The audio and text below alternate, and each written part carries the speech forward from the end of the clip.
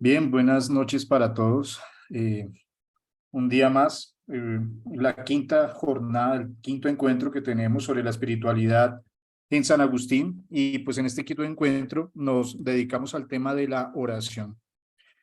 Y por ello pues vamos a comenzar orando a Dios para que sea el que guíe nuestro pensamiento y nuestro corazón al encuentro con el Hijo de Dios.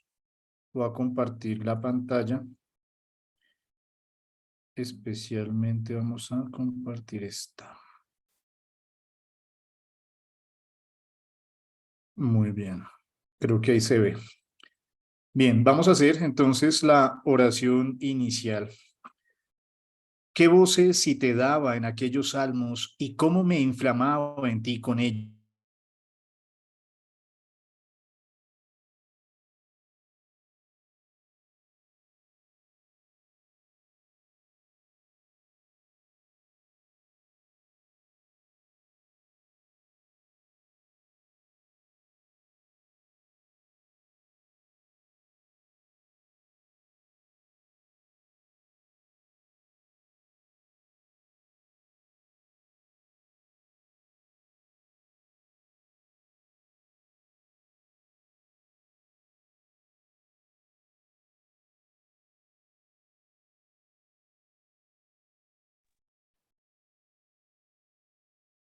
Se desconectó. Bien, ahí otra vez me escuchan, ¿verdad? Sí, sí lo escuchamos, pero ya salió de compartir pantalla. Es que se queda congelado. Ya, a ver.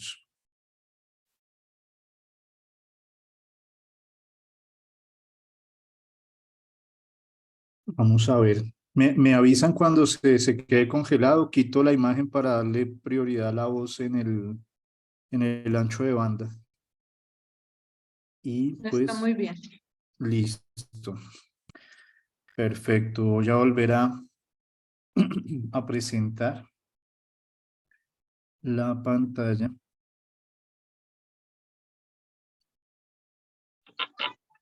Como les decía, pues esta oración que recité o que está aquí presentada eh, es una oración de San Agustín que en el libro de las Confesiones pues nos invita a cantar, pero a cantar el cántico de Cristo, el cántico nuevo, para que resuene en nuestro corazón, y por eso la oración agustiniana no es sino la resonancia de la palabra divina en el corazón agradecido del que recibe a Dios. Como también momento de oración, les invito a que hagamos esta lectura del capítulo 11 del Evangelio de San Lucas, versículo 1 al 13. Estaba él, Jesús, orando en cierto lugar. Cuando terminó, le dijo uno de sus discípulos: Señor, enséñanos a orar como enseñó Juan a sus discípulos. Él les dijo: Cuando oréis, decid: Padre, santificado sea tu nombre, venga tu reino. Danos cada día nuestro pan cotidiano y perdónanos nuestros pecados, porque también nosotros perdonamos a todo el que nos debe. Y no nos dejes caer en la tentación. Les dijo también: Si uno de vosotros tiene un amigo y acudiendo a él a medianoche le dice: Amigo, préstame 3 panes, porque ha llegado de viaje a mi casa un amigo mío y no tengo qué ofrecerle. Y aquel desde dentro le responde: No me molestes, la puerta ya está cerrada. Mis hijos y yo estamos acostados, no puedo levantarme a dártelos. Os aseguro que si no se levanta a dárselos por ser su amigo, se levantará para que deje de molestarle y le dará cuanto necesite. Yo os digo: pedid y se os dará, buscad y hallaréis, llamad y se os abrirá, porque todo el que pide recibe, el que busca halla, y al que llama le abrirán. ¿Qué padre hay entre vosotros que si su hijo le pide un pez, en lugar de un pez le da una culebra? ¿O si pide un huevo, le da un escorpión? Si pues vosotros, aun siendo malos, sabéis dar cosas buenas a vuestros hijos, ¿cuánto más el Padre del cielo dará el Espíritu Santo a los que se lo pidan? Palabra del Señor. Gloria a ti, Señor Jesús. Este evangelio también es comentado por nuestro padre San Agustín y le sirve mucho para explicar algunos elementos de la oración.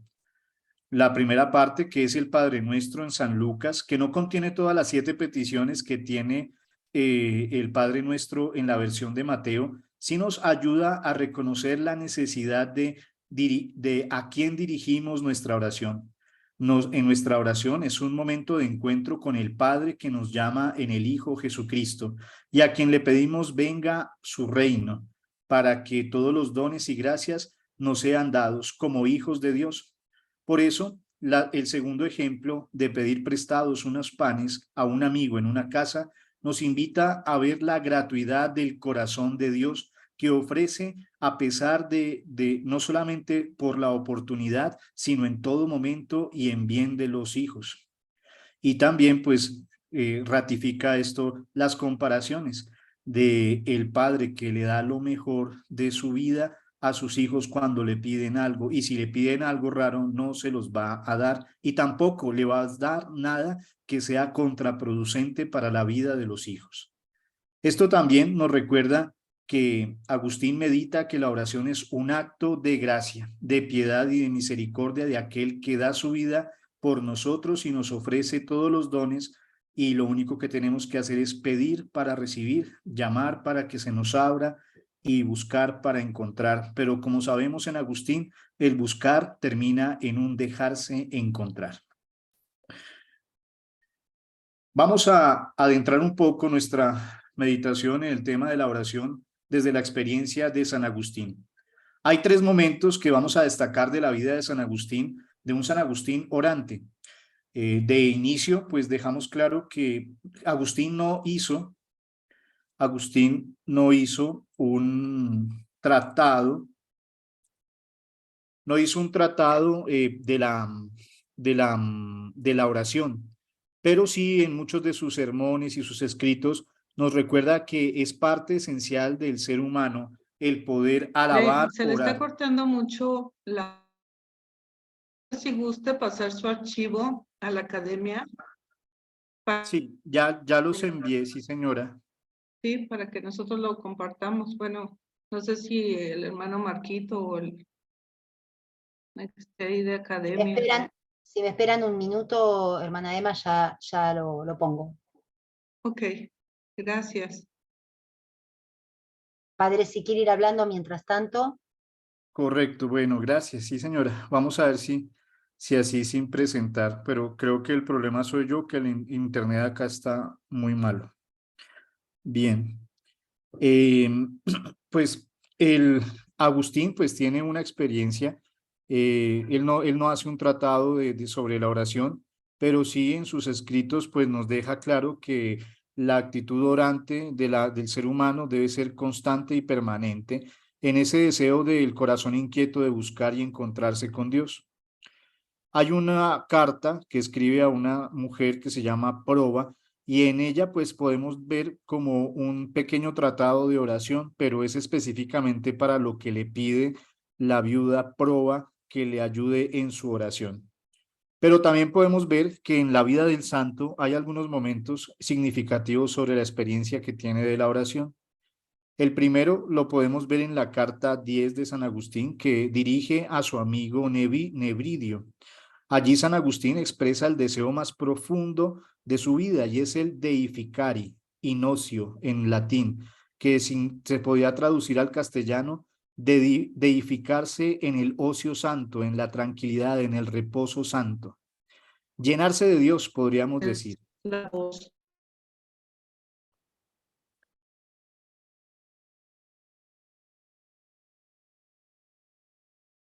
Ya se volvió a ir su voz. Ya, ahí, bueno, vamos a ver cómo se va dando, porque si la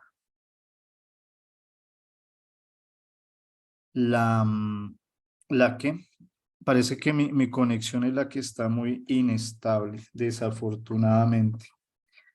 Sí. Y bueno, en la carta, como les digo, esa primera carta 10, Agustín pues le escribe a su amigo Nebridio y le habla del deificar inocio, que es una de las facetas de la oración agustiniana. La oración es el encuentro para llenarse de Dios, para descansar en Dios, para hacer llenarse de Dios, de su gracia, de su bondad. Ese era el Perdón, sueño padre, de San Agustín. ¿lo puede interrumpir un minuto? ¿Se está viendo la pantalla? Sí, señora, se está Gracias. viendo la pantalla. Muchas gracias. Yo lo Muy voy amable. siguiendo y voy cambiando. Gracias. Perfecto, le agradezco mucho.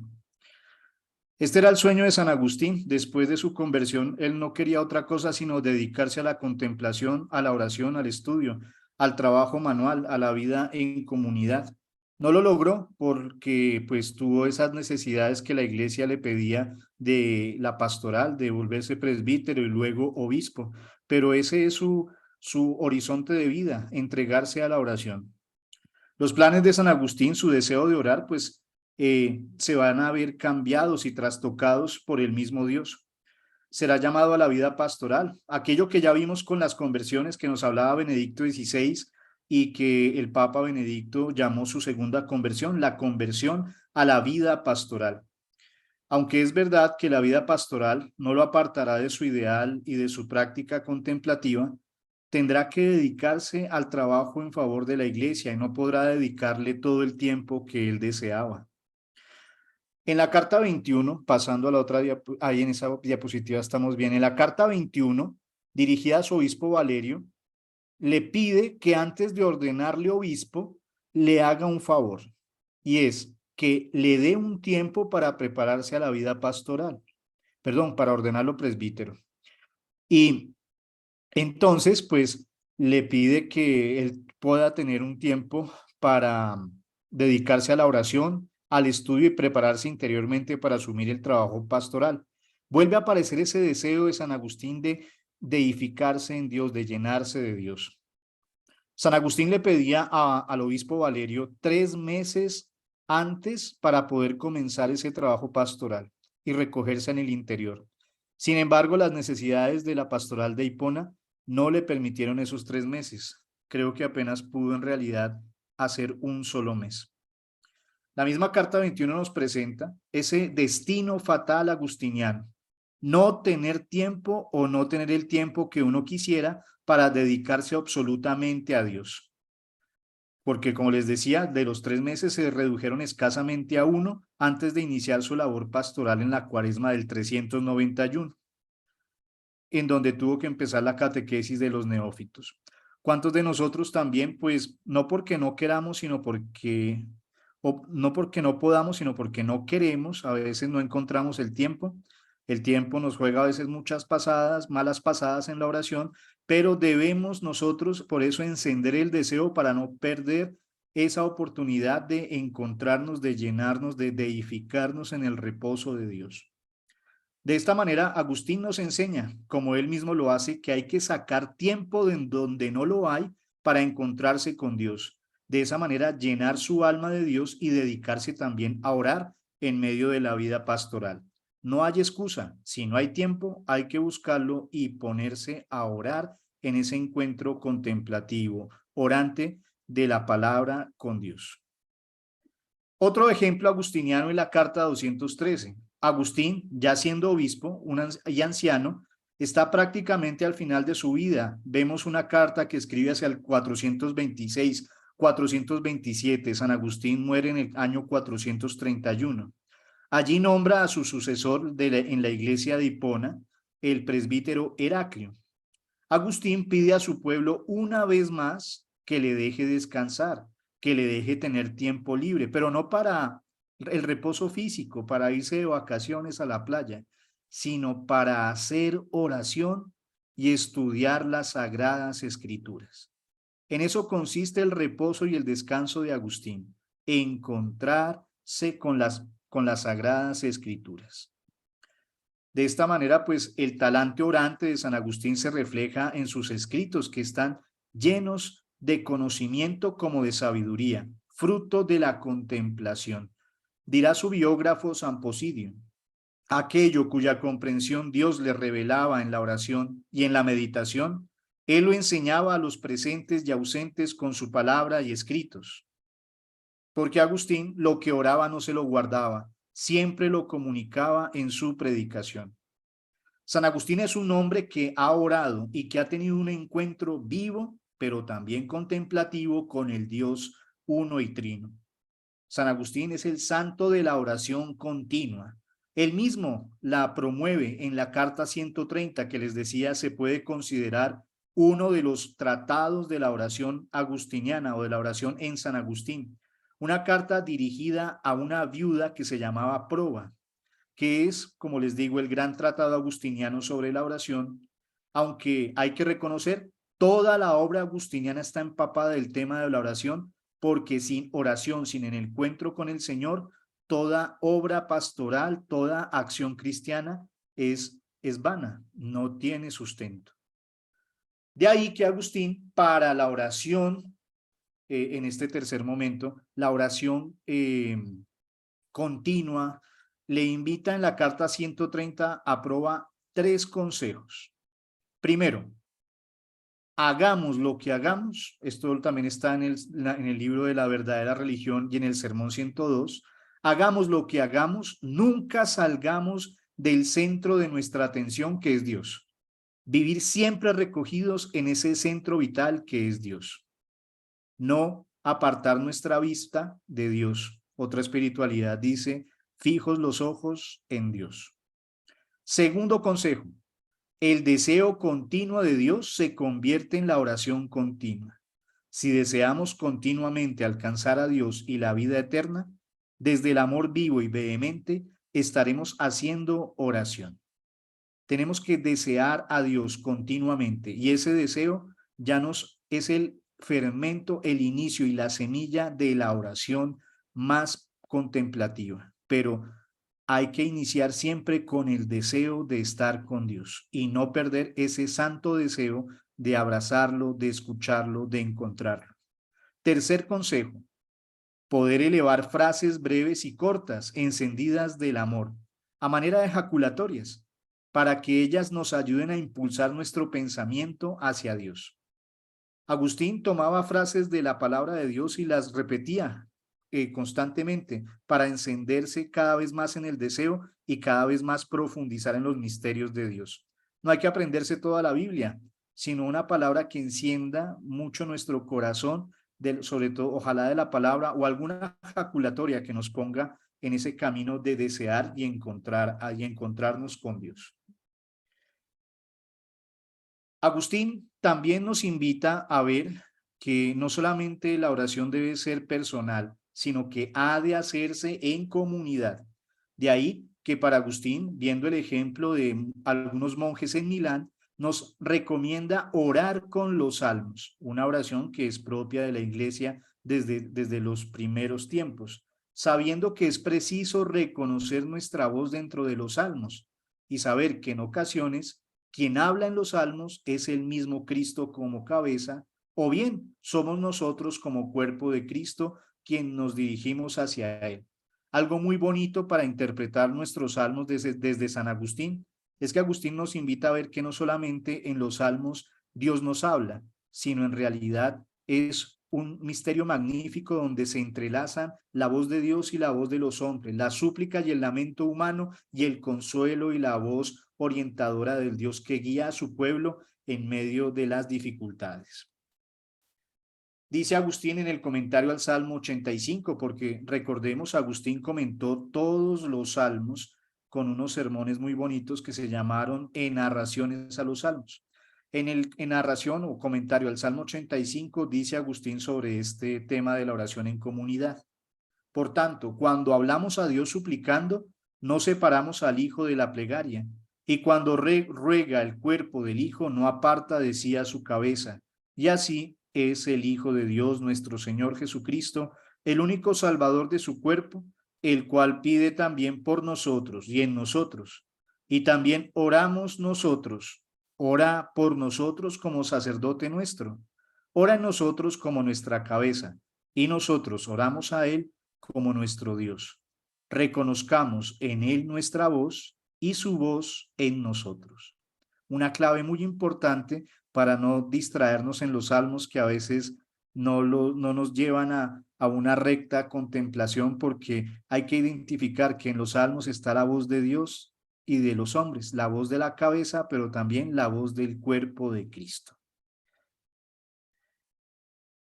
que sienta el corazón lo que profiere la voz, advierte San Agustín, porque lo importante cuando se reza un salmo no es solamente decirlo, sino dejar que él resuene en nuestro corazón. Por eso, el movimiento espiritual agustiniano es este y es esencial, levantar el corazón. Lo importante no es elevar el volumen de la voz, sino elevar el corazón hacia donde nos dirigen la oración, especialmente los salmos, hacia el encuentro con Dios. Que no se nos quede amarrado en la tierra, sino que seamos capaces de elevar nuestro corazón hacia Dios, de tal forma que nuestra oración sea una elevación de corazón con la fuerza del Espíritu. Levantad el corazón, dice Agustín, no lo tengáis en el suelo. El corazón se pudre al contacto con la tierra. Levantadlo hacia el cielo, dice Agustín en el Sermón 229. La oración, por eso para Agustín, es el clamor, el grito deseoso y enamorado del corazón. Agustín también nos recuerda el ejemplo de Jesús para orar. Al momento de orar, no hace falta mucha palabrería, recordando el Evangelio de Mateo en el capítulo 6, cuando nos habla del tema de la oración, sino que lo importante es tener piedad y devoción. No por mucho hablar vamos a ser escuchados. En la oración, lo que cuenta de verdad es el afecto del corazón manifestado por la piedad sincera. Dice San Agustín en el Sermón 56. Como primera cosa, nuestro Señor suprime la palabrería para que no te presentes ante Dios cargado de palabras, como si quisieras enseñarle algo con ellas. Cuando te pones a orar, necesitas piedad, no palabrería. Está intentando comentar esa parte del Evangelio de Mateo que dice que cuando vayas a orar, no lo hagas como los hipócritas o como los charlatanes que utilizan muchas palabras. De esta manera, pues, no es lícito pedir algo que no esté incluido en el Padre Nuestro. Es lo que también Agustín nos invita a comprender del ejemplo de las Sagradas Escrituras. Pues nosotros no tenemos que hablar lo que queremos, sino en realidad pedir a Dios lo que necesitamos para el encuentro con Él. Y en el Padre Nuestro, en la versión de Mateo, encuentra Agustín que están los elementos esenciales para el encuentro con el Señor. Por eso lo denomina el modelo más excelso de la oración cristiana y nos advierte que no es lícito pedir otra cosa que distinta de lo que en ella, en el Padre Nuestro, está escrito. ¿Qué está escrito? Padre, un llamado a la fraternidad, dirá Agustín, porque el Padre Nuestro para Agustín es la oración de la fraternidad humana. Y esto también pues está muy de la mano de lo que nos dirá el texto de la Fratelli Tutti en el Papa Francisco, cuando pensamos que la oración también es un acto no solamente de devoción personal, sino de comunión, de fraternidad. Y por eso pues vamos a leer uno o dos textos que nos lleven a comprender la necesidad de orar y de encontrarnos en la fraternidad humana. Este primero de la Fratelli Tutti 272 que dice: los creyentes pensamos que sin una apertura al Padre de todos, no habrá razones sólidas y estables para el llamado a la fraternidad. Estamos convencidos de que solo con esta conciencia de hijos que no son huérfanos, podemos vivir en paz entre nosotros, porque la razón por sí sola es capaz de aceptar la igualdad entre los hombres y de establecer una convivencia cívica entre ellos, pero no consigue fundar la humanidad. Debemos pedir entonces este llamado a la fraternidad, a sentir que cuando decimos Padre, en el Padre Nuestro, no solamente estamos pidiendo que sea Padre mío, sino Padre de todos. Quisiera, bueno, aunque aquí vienen unos textos de la Fratelli Tutti, voy a pasar a otra presentación, no sé si la tengan, que es sobre la carta a proa, creo que también la envié, pero ¿Es pues otro PowerPoint, padre? es otro PowerPoint que dice Jornada de Espiritualidad, la carta a proa 2020. Espérenme un minutito, por favor, padre, si es tan amable. No, tranquila, mientras lo va buscando, pues yo voy pues contándoles de qué se trata, ¿no? Como les decía, la carta a proa, la carta 130 de San Agustín, es uno de los textos que consideramos como un pequeño tratado de oración agustiniana.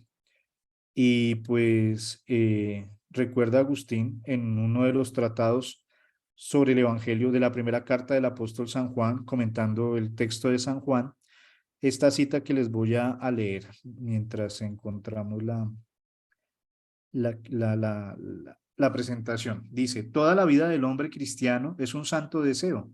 Lo que deseas aún no lo ves, pero deseando, estoy en la 3, en la número 3.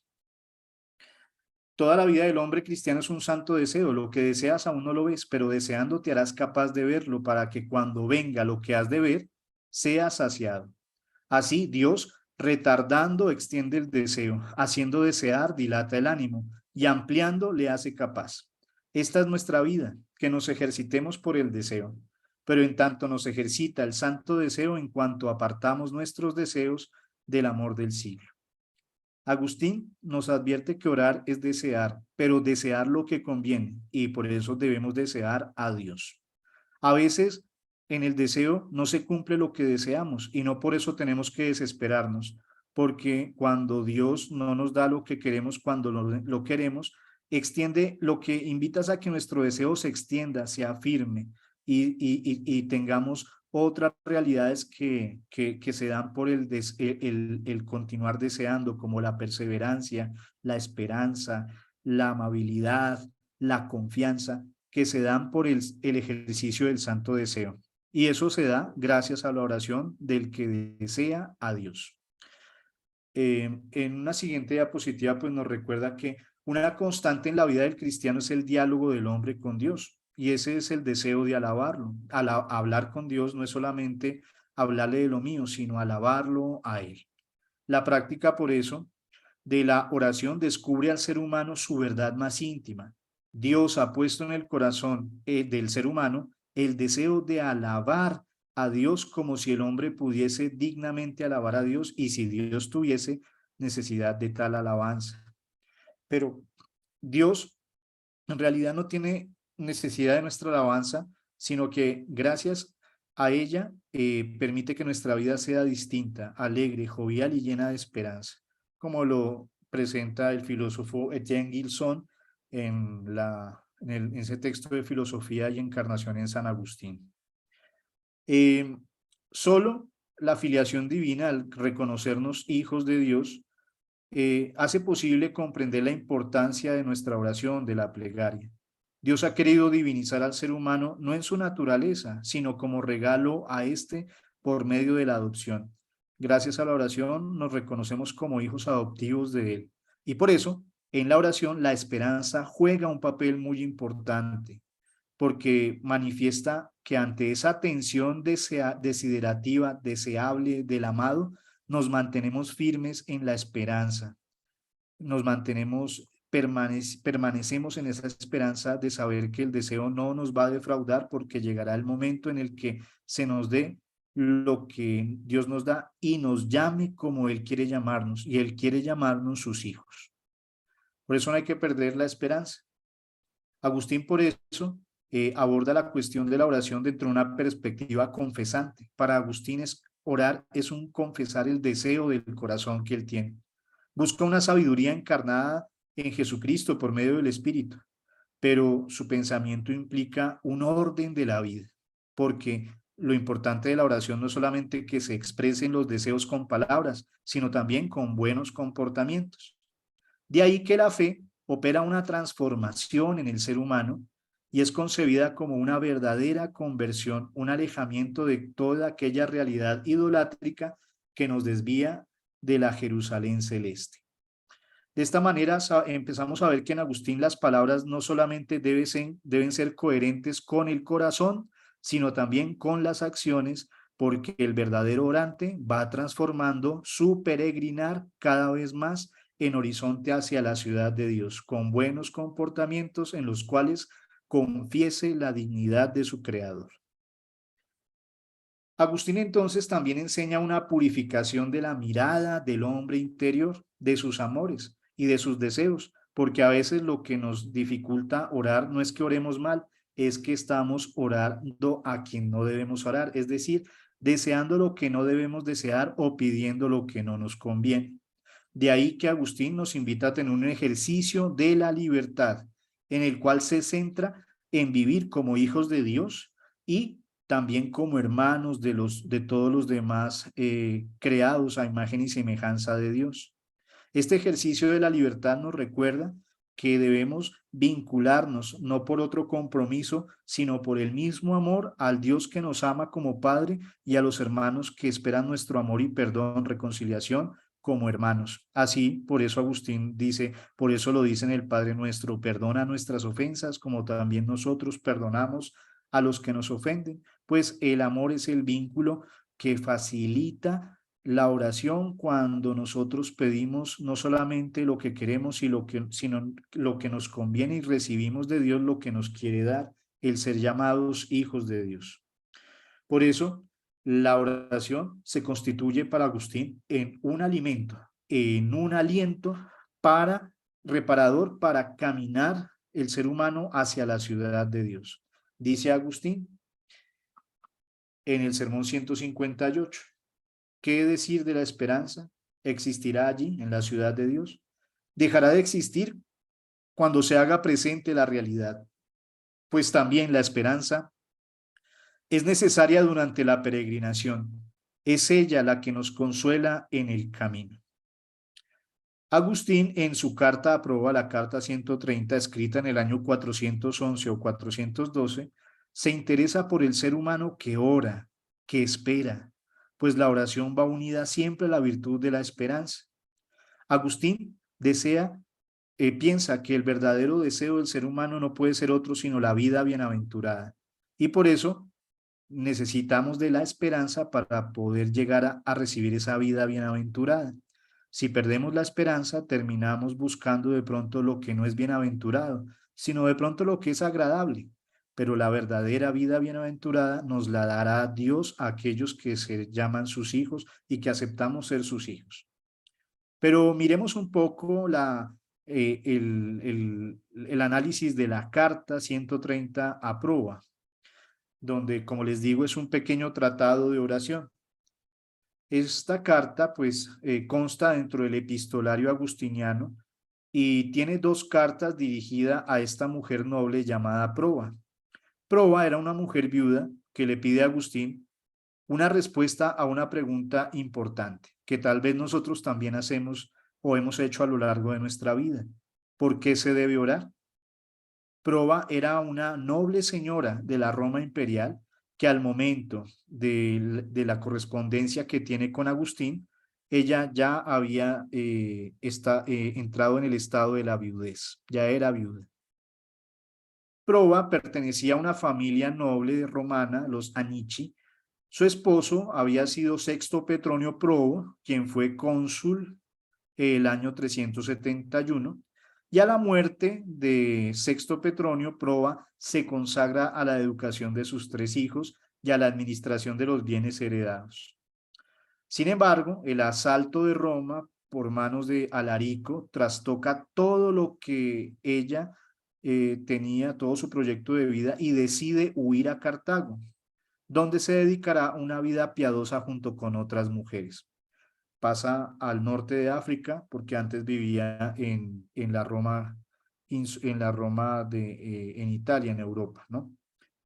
Para buscar pues un escenario de cuidado y de protección frente al peligro que puede sufrir, y allí encuentra una oportunidad en la oración para rehacer su vida. De ahí que pues la viudez puede ser considerada en los primeros siglos no solo como una condición social, sino también como una institución religiosa y hasta un ministerio eclesial, dado que la castidad por amor al reino de los cielos constituye un signo de la vida futura. Agustín también dedica un texto sobre eso, ¿no? De la virginidad, y allí también habla un poco del estado de la viudez, que si se hace pues con el deseo de entregar mi vida a Dios, pues también puede considerarse una institución religiosa. Hoy en día pues no se considera las viudas como una institución religiosa, pero sí el orden de las vírgenes, por supuesto, además de la vida consagrada femenina. Los fieles consideraron a las viudas y vírgenes como un símil real de la espera gozosa del esposo. El nombre de vírgenes se reservó más bien para las mujeres, mientras que para los hombres que seguían el estilo de vida casto, pues eran llamados ascetas. Las viudas cristianas son llamadas solteras por San Agustín, y así lo dice, lo deja claro en su libro El bien de la viudez. Al decir virgen, ¿qué quiere decir soltera sino viuda? Después comprende ambas profesiones con el solo término de solteras diciendo, la mujer soltera se preocupa de las cosas que son del Señor, cómo ha de agradar a Dios. En cambio, la casada se preocupa de las cosas que son del mundo, cómo ha de agradar al marido. Por soltera no quiere entender tan solo que nunca se casó, sino también a la que por su viudez ha quedado libre del vínculo de las nupcias y ha dejado de ser casada. Para Agustín es importante que las viudas no solamente sientan el peso del abandono, sino la oportunidad de rehacer su vida entregándose a las cosas del Señor, que será una de las respuestas que le dará a esta mujer proba. Bueno, va a pasar a otro. Eh, como para que tenga, estoy en la 16, en la diapositiva 16. Agustín en esta carta a proa nos recuerda cuál ha de ser el contenido de la oración.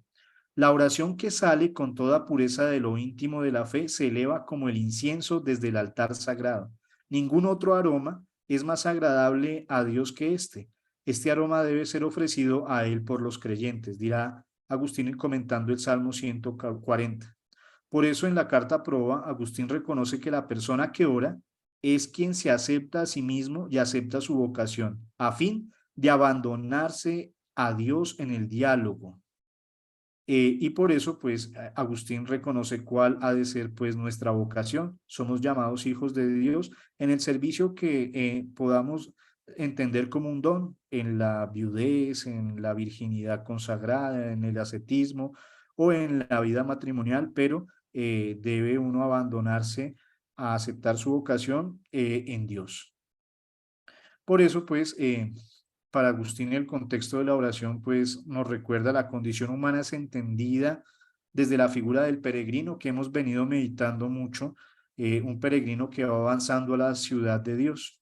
El verbo peragere etimológicamente significa un viaje personal, responde a una intencionalidad concreta, salir de un lugar de nacimiento y dirigirse a otro lugar, ya sea por motivos religiosos o profanos. Sin embargo, el sustantivo de peregrino indica claramente una intencionalidad religiosa y esta se caracteriza porque existe un lugar consagrado hacia el que caminamos, hay un desplazamiento colectivo o individual a ese lugar y queremos obtener verdaderamente un bien material o espiritual. Cuando Agustín habla de un peregrino hacia la ciudad de Dios, no solamente habla de un caminante que está buscando cualquier cosa, sino que sabe que lo que busca lo va a encontrar o existe, en este caso, la vida eterna, la vida con Dios, la vida bienaventurada, que tiene que haber un caminar, un desplazamiento de hacia ese lugar, en este caso por el orden de los afectos, dirá Agustín, y por la transformación de nuestros comportamientos, y luego pues obtendremos aquello que tanto hemos anhelado y para ello tenemos que mantenernos firmes en la virtud de la esperanza.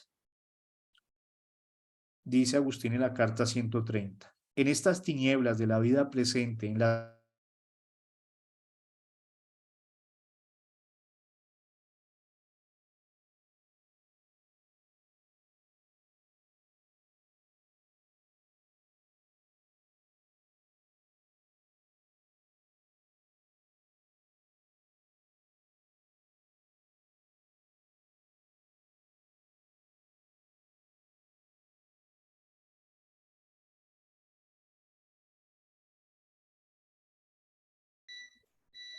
Padre, se ha quedado sin audio.